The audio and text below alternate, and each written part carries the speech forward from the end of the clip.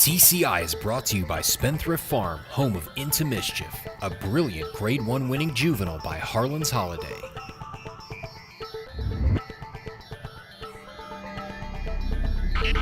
Welcome back to TCI, your inside track to the Breeders' Cup. Alongside Joel Cunningham, I'm John Siegel. You know, Joel, we're just a few weeks away from the Breeders' Cup now, and it really is that time of year to start focusing in on the turf racing. You know, actually, we saw the last win in your in race. It was at Woodbine last weekend in the Arctic Stakes. It was a win in your in for the turf sprint. We saw Phil's Dream in here. Tell me, what did you think of the race? You know, John, I didn't know what to really make of it because I really didn't like the field makeup, and then for those horses to have to come back in a real short window and have to run in a totally different style course at Santa Anita where they're going down the hill, John, at a different distance. Personally, I don't think it's going to play out as a major prep. So for me, even though it's a win in your in and Grade 1, it's not going to bear much in my handicap, more than likely when I'm trying to figure out the winner of that turf sprint next month. Well, one thing it does do is it gets us thinking about the turf, and we really see some great preps this weekend. Over in Europe, you know, we see the Champion Stakes, we also see the QE2. You talk about quick turnaround, Joel, that's really going to be a quick turnaround for some of these horses. Yeah, I mean, most of our win in your ins are in the books. They all are, as you mentioned, but that doesn't mean all the major preps are, John. It's a huge weekend in England at Royal Ascot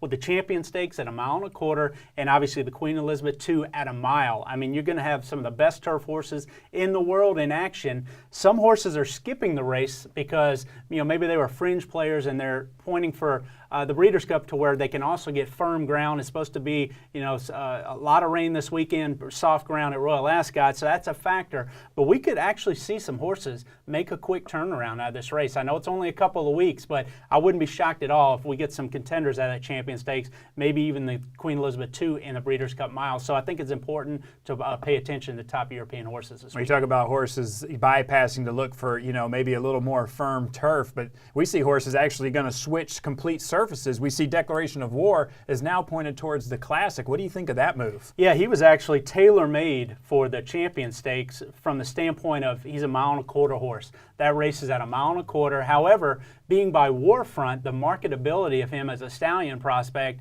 I think that they're wanting to take a shot for $5 million in Breeders' Cup Classic. The fact that he loves the distance, they've always been high on him. They think he's a high-class colt. However, the dirt is the daunting thing. You know, how is he going to handle the dirt against the real top-class North American dirt horses? It's worth taking the shot. We've seen Coolmore do this with some of their best horses that excelled at 1.25 miles in the past. Unfortunately, the only one they had success with was Giants Causeway. All right, well, let's jump right in here and let's launch some top fives. And let's start off with the turf. You know, we see Little Mike last year won this race. Do you think he's number one again this year? You know, I have to keep him in the top spot. And I'll be honest with you, I haven't liked his form up until his last race, John. I thought he ran great at Belmont. He sat off the pace, came home fast, beat a good field. For North American standards, that was as good of a field as you'll see. I know the Europeans are classy, but for me, I have to have him in the top spot as a defending champion. I like Santa Anita because he has tactical speed. I think that's going to be huge at 1.5 miles. I start looking at the contenders for this race. Not sure what Euros are coming over yet, John, but I see a lot of closers. So if you give an informed Little Mike a tactical edge as a defending champion, I think he has to have the number one spot just based on that for now. Rounding back into form, Novelist is coming off the list. He just retired today. He's going to Japan. So new top five next week. We'll have him off. You might see these all come up one. Ruler of the World, that's the Coolmore horse. He won the English Derby over there this year, John. He's a 3-year-old, but he just ran 5th in the Arc. Now they're going to run him back in the Champion Stakes. Very unlikely he's going to come now. Coolmore will probably have somebody else represent in that race. And then some North American horses thereafter, Real Solution, Big Blue Kitten. You know, I question, you know, whether or not they can beat the top Euros and whether or not they could run down Little Mike at 1.5 miles with the tactical advantage Little Mike's got. Well, I'll tell you another horse that's making a comeback. He ran second last year, and that's Point of Entry. That might be a horse that you want to consider. I hear he's doing well. He may come back in really good form. Well, he's up to 5/8 on his work tab. If you're following his work tab, John, he's had a couple 3/8 works, a couple half-mile works. He has a couple 5/8 works. And I know he's a horse with a ton of foundation under him, but he's only run twice this year. So I really question not him from a quality standpoint, but just him from a fitness standpoint. You have to be razor sharp to win this race. So with these Europeans coming over in top form, Little Mike's obviously back in the top form. We saw how long it took him to get back. I mean, he didn't run well in the United Nations, needed the race. Didn't run well in the Arlington Million. boom, now he hits at Belmont, he's in top form. I just question whether or not, point of entry off that short layoff can return to top form. And there's some other horses. Indy Point, the local horse, he has a little tactical speed. Still question his ability at 1.5 miles. And then you never know with the filly over there, the Fugue.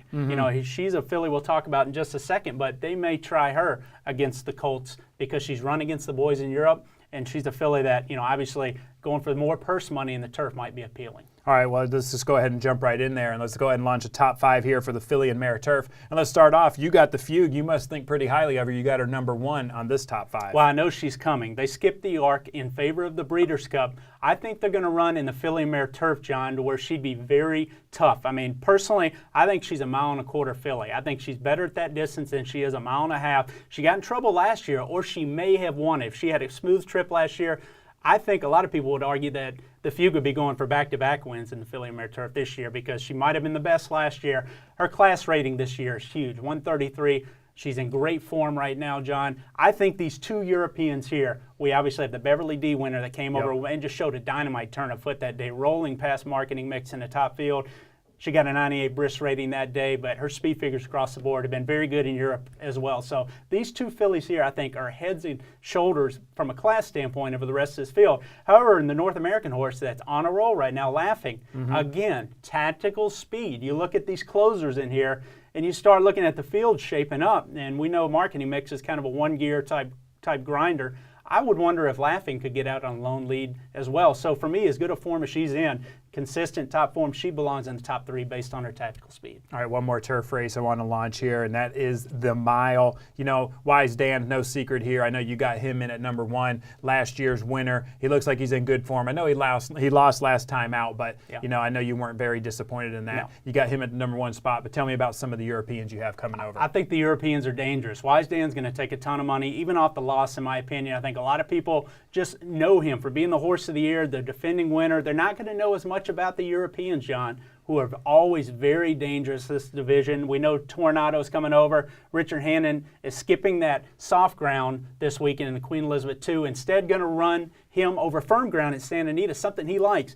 And he's a horse with that quick twitch turn of foot, John. He's a good finisher. And if anybody can roll by Wise Dan late in terms of from a class and talent perspective, it could be a 3-year-old like Tornado, one of Europe's best 3-year-old turf milers coming over. 124 class rating. Another good miler over there. I think he's going to run in the Queen Elizabeth.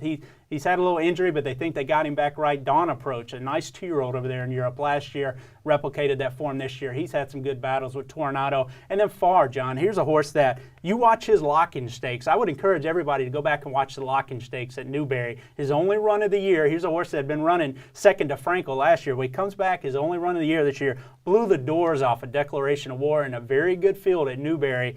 He had some injury problems too, but he's coming back in the Champion Stakes or the Queen Elizabeth. Either race, I think if he replicates that Lock-in's run, he's going to be formidable. And if they decide to bring him over, that's a Darley horse, a Godolphin horse. If they decide to bring him over the Breeders' Cup, you have to respect him. And obviously, could be a speed horse along with Silver Max. Could be a lot of pace in this mile division. But the turf course specialist, obviously, I think you have in the top 5. Well, you mentioned there Silver Max. I see he's not on the list. He defeated Wise Dan last time out at Keeneland. And also another horse I see not on the list, Za Approval. He won impressively over a really good field at Belmont last time out. He did. It was just a grade 3, but it was a pretty good group. That was a Knickerbocker, John. And here's a horse that, really, if you start looking at the speed figures, you can make the case that Za Approval is the second best North American turf miler right now from, his consistent run of races this year. He hasn't won a lot of them except for the breakthrough win in the Knickerbocker, but he's fast on paper, and if they bring him back in a short turnaround, he's already come to California once this year. Za Approval could be an interesting outsider. All right, thank you, Joel. And thank you guys for watching. Make sure you come back next week. We're going to dive into more of these Breeders' Cup divisions.